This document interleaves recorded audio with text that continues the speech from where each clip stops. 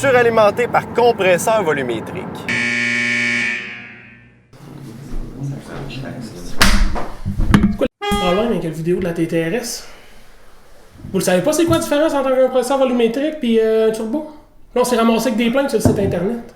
Puis là, je vous le dis, je suis pas ici de trouver une solution, je suis ici de trouver le coupable. Toi, t'es pas coordonnateur dans cette équipe-là? Ta gueule! Toi, Carbo, t'es pas le mécanicien, c'est où t'as pris ça, cette information-là?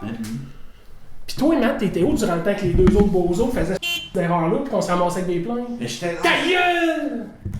Là, vous allez trouver une solution pour réparer ça, vous allez réparer ça vite. Vite, vite, pour que je revienne pas ici. C'est-tu clair? Oui, boss. J'ai même sorti, là. Pas super. Je pensais qu'une crisserait me voler. Non, mais là, c'est toi, là, qui n'as mangé.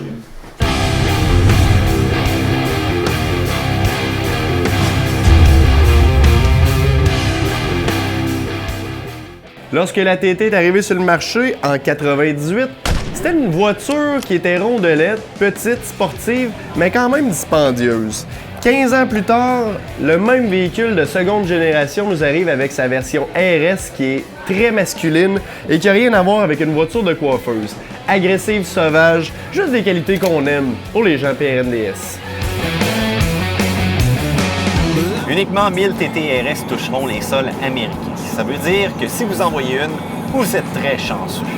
Comment la différencier d'une TT normale? Du côté esthétique extérieur, on va remarquer ses ailes qui sont bombées. La grille avant va aborder un logo TTRS, mais les vrais connaisseurs remarqueront les jantes de 19 pouces qui sont vraiment uniques à ce modèle-là. Quant à la ligne d'échappement, elle se fond dans le pare-choc arrière et lorsqu'on appuie sur l'accélérateur avec quelques changements de rapport, on entend une mélodie digne d'une symphonie. Une fois assis à bord de la Audi TTRS, c'est là qu'on se rend compte qu'on est vraiment dans un véhicule à caractère sportif. Juste le banc, vraiment enrobant, un support lombaire maximum pour nous tenir en place lorsqu'on va prendre un détour quand même assez agressif. Et que dire du matériau qui est tout simplement sublime.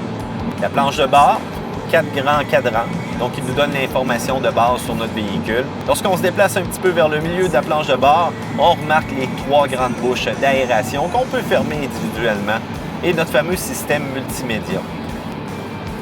Ce qui différencie la TTRS des autres TT est bien entendu sa motorisation à 5 cylindres de 2,5 litres, suralimentée par turbo. C'est compliqué les turbos. Compliqué à l'installation, compliqué à l'entretien et puis compliqué à la réparation. Moi, à mon avis, ça prend beaucoup de force de moteur pour faire marcher un compresseur, plus qu'un turbo. Le turbo, il ne demande pas de force au moteur. Il n'y a aucun lag avec, ou presque aucun lag avec un compresseur. Il part instantanément parce qu'il est entraîné par la courroie du moteur, donc il vire en partant. Tout cela ensemble, ça développe 360 chevaux, 343 livres-pieds de couple. Phénoménal, on aime beaucoup. Joint à une boîte manuelle à 6 rapports, aucune disponibilité pour la boîte automatique à double embrayage, communément joint dans les produits Volkswagen, Audi et Porsche. Mais qui va s'en plaindre finalement? Cette boîte manuelle-là est précise, directe et sportive, donc que du plus. On a aussi accès à la fameuse transmission intégrale Quattro, typique des véhicules Audi, pour plus de performance tant sur la route que sur la piste. Avec un prix de 70 000 $, la TTRS est une voiture qui est quand même assez dispendieuse. Pour le même prix, considérez une Porsche Cayman ou la Lotus Evora. Ces voitures sont assez différentes vu la position du moteur et le rouage qui est propulsion. Si votre choix s'arrête sur la RS, faites vite puisque les quantités sont limitées, mais le plaisir est garanti.